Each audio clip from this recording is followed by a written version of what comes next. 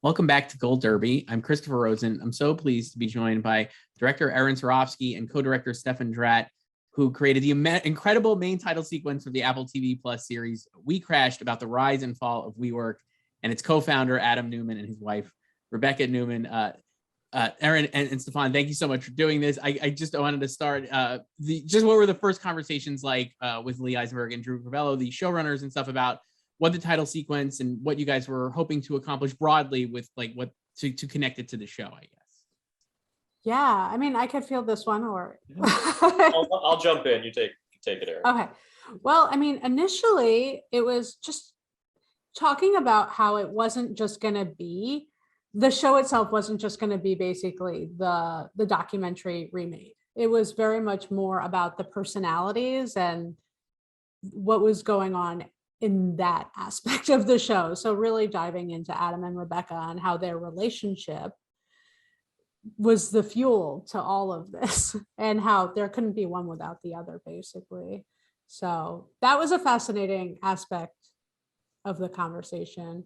And immediately we started talking about, the unicorn, even on, I think, the initial call, because it's such a great metaphor for obviously for what the company was, being worth over $1 billion at IPO, but then also, these personalities, like they're unicorns in and of themselves. So there was like a lot going on there initially.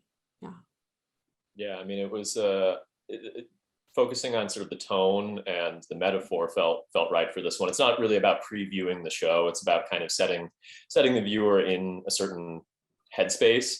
And so it was really important to the show creators that it balanced kind of that drama aspect and a bit of that sort of wink and a nod humor of it. I mean, these are crazy people, from the outside, but inside there's like this little internal bubble of logic that they created around themselves, almost that like reality distortion field that they talked about with people like Steve Jobs. And that was something that the show creators wanted to try to capture in this sort of metaphorical, not getting too abstract, but this metaphorical way.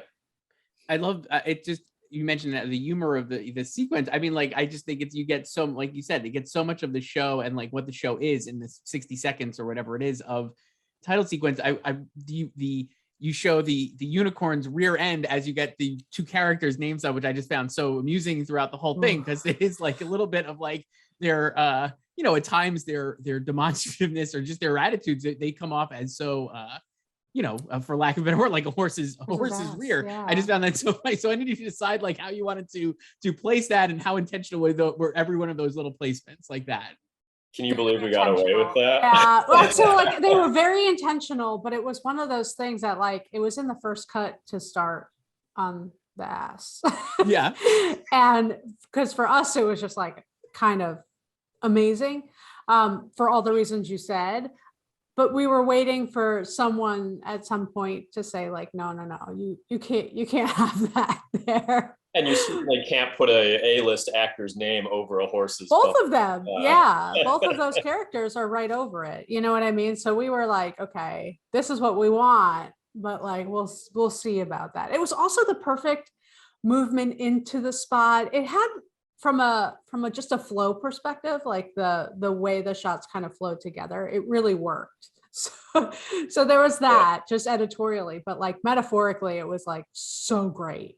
Just starting right on that shot, and you don't know it's a unicorn yet. It's like, I think there's one or two shots before you get into like unicorn land where you're just like, what am I looking at here? Yeah.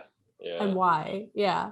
I mean, there were early conversations and tests and storyboards that were wondering, how do we get into the sequence, right? How do you establish that you're going into an office space or going into a WeWork space? We were exploring, well, maybe the elevator doors open and the unicorn walks in and we see it go through the lobby, and more of a narrative arc through the space, but the kind of simplicity and just comedy of starting right on, okay, it sets it right up, like this is going to be a little bananas, and this story is going to get weird. Yeah, like I said, it's really perfect for the show, and I think it definitely has the show's tone is so specific, and I think that the title sequence, it's such a great match for that. I love the I guess I wanted to talk a little about the logistics of how you kind of did the actual sequence, but I beforehand, I guess I love the design. Like you mentioned, like it's a WeWork office, and that's what it's supposed to be. The production design of the show is so specific as well. I guess when you guys are doing this, how much conversation you're having with them about what the show is actually going to look like from a production design standpoint? Because obviously you're not, I don't believe, maybe you did, but it doesn't look like you shot in the same places as like the show, but it's such a great match. And it totally, as a viewer, I'm like, I believe that this is all connected and part of the same thing. So I guess how much of that conversations are you guys having before you go in to shoot the actual sequence? Of course we talked about the world, but for us, it was just capturing the essence of a WeWork. I think in color correction is when we started to really talk about tone. And, a part of WeWork is the neon, is the wallpaper. It's, these glass spaces that you can so you can see the whole space, so when we were scouting and showing them options, we all aligned on this really quickly. Plus, we also had the logistics of having a place that would allow us to put a horse in it. And was on a ground floor, so we could get a horse in it and not have to. There was just like a lot. It was a minefield, to say the least, from a logistics standpoint. But I think we knew that as long as we captured the rework, and we added a lot of wallpaper and decor to kind of fill in with the space, because it was pretty close, the space we had. But yeah, I mean, there's quite a bit of overlap aesthetically between all of these co-working spaces, but WeWork has this sort of unique extra 20%, and that's what we wanted to try to focus on bringing to it, because we knew that if we captured that element, it would fit. It would fit what they were doing, because they were recreating a quintessential WeWork space. And we were involved early enough that I think a lot of that production design was still in the works on the production end. They hadn't gotten through color yet either. So there was still a lot of the look that was being molded and crafted for the show. And so we just needed to make sure that this felt like a WeWork space. So it had fun, kitschy wallpaper. It had the fruit water. It had the open office plan. It had the pods where people could hang out and have their green smoothies, and the weird kind of cushion based furniture, the fun details that make WeWorks appealing. Yeah, it's funny. This is neither here nor there, but like thinking of, I rewatched the title sequence again before we did this, and it's so, not only is it just so WeWork, but it's wild how much WeWork like aesthetic influenced actual offices. Like I've worked in like company offices that are designed to look like WeWork, down to like those pods and, like you said, like little like booths that people sit in and stuff, right? It's just like, so it's so funny how that has just permeated like culture just from this thing. You mentioned like having a space that has a room for a horse. I guess I bet you people watching this maybe would have thought, or could be thinking, that it's an act, like not a legitimate horse there, it's like CGI or something. And I can imagine a world where you would have done a CGI thing, but it is a real horse. Like it's like, how, like what was, like, so you talk about the decision of going with a real horse. Obviously unicorns, I don't think I need to tell you that unicorns are not real, so obviously you have a little CGI on the horse, but I like going with a real horse. And like how did you decide that, and the complications that maybe brought up?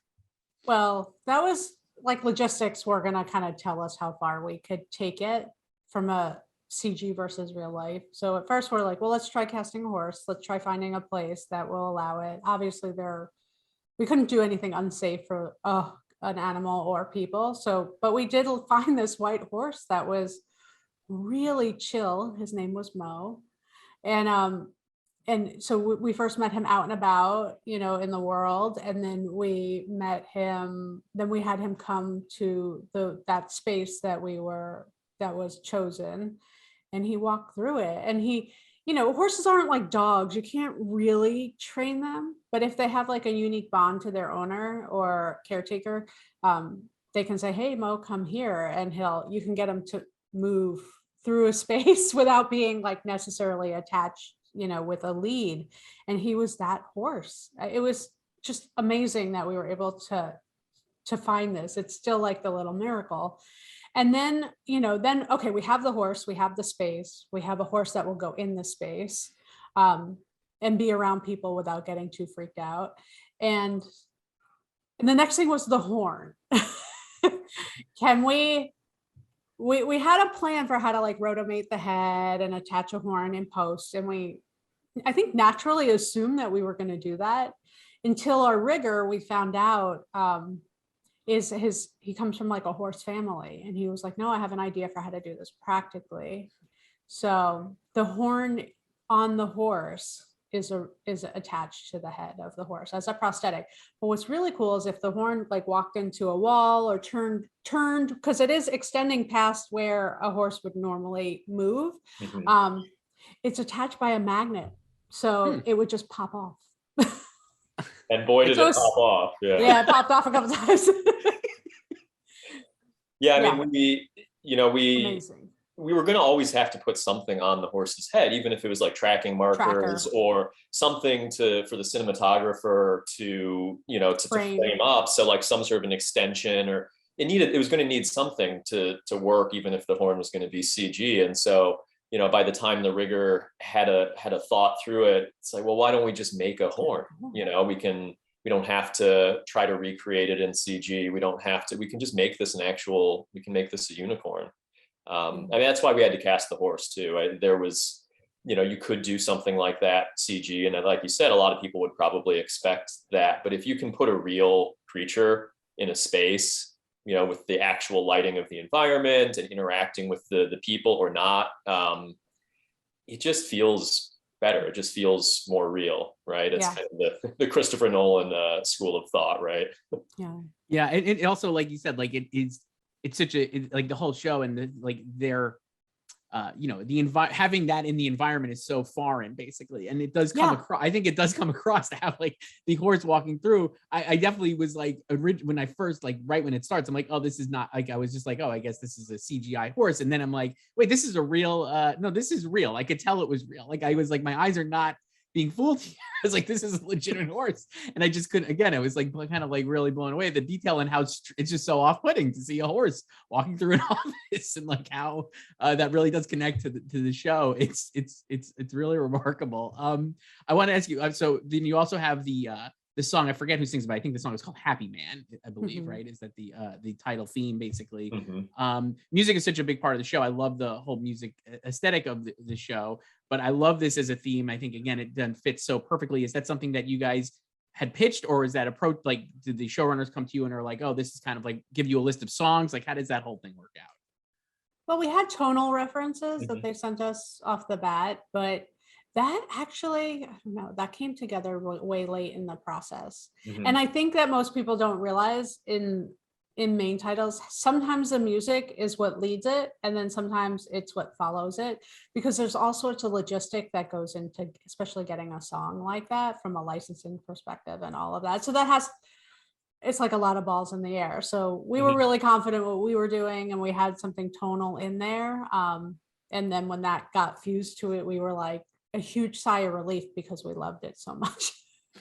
Yeah, I mean, this was one where the tone of even the music changed a couple of times throughout the process. I think very early on we had something in there like Roar, right? Because that was a big part of the show, the story and the show, and just using that for tone. And then it evolved into maybe a more orchestral almost direction, a little bit more symphonic and strings, and a little bit more dramatic even. And that sort of shifts the edit one way or the other, but then kind of it nudged back a little more towards that sort of less dramatic, a little bit more wink and a nod, but with those fun undertones. And so it was really fun to see how that came together, because we weren't editing necessarily to music, and they also weren't going to be scoring 100% to picture. And so it's always a little, it can be a little like, ooh, I hope these cut points work. I hope that hope the rhythm of the edit feels perfect. But yeah, it came together in this case wonderfully. Yeah. And then I guess, like, so obviously, like I mentioned, like it's like we're talking about, like it's so complex. It's only like 60 seconds. Do you have, when you're doing these, do you have like, is there a, like, how much are you, I'm sure it's all storyboarded out, and I think one of you mentioned that as well, but like how much are extra are you getting, and how much are you kind of editing it down to tighten it up, or how does that work overall? Like, is there like a 3-minute cut of this title sequence or something, or like how did you guys like kind of like hone in on like exactly what you wanted to do and the pacing of it and making it that tight? Yeah, so like like a main title is essentially a legal document. I think sometimes we forget that. It's like to show all these people's names for a certain amount of time, like, and give, credit to all these amazing, talented people that created it. But ultimately, like, we're basically putting together like a beautiful legal document because it's got a lot of those logistics involved, and certainly through those approvals. I think we actually landed at 90, isn't it, at 90, Stefan, or is it 60? We just delivered like 3, so Yeah, that's a good but question. I remember this one kind of growing as the credit list grew. And to speak to your point, you shoot as much as possible.